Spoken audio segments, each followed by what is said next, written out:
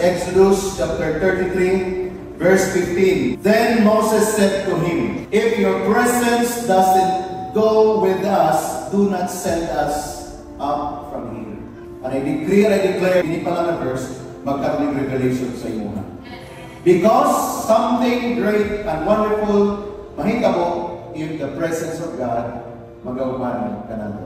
Look at the next verse, verse 16.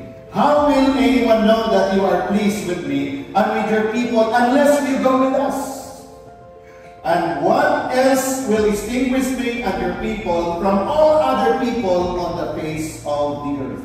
That's why si Moses, he makes sure that as they lead the people, the prayer of Moses, God the Father, be with us. Because when your presence is with us, there will be distinction dunay kalanginan. O mauna atong prayer dito sa atin. Sa pagsugod, baro-baro kalanginan. Pero as you go along, as you move to your next level, and the Lord is with you, people will begin to recognize.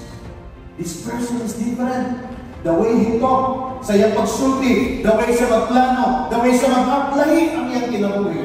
And people recognize it's because God is with these people. He's with him.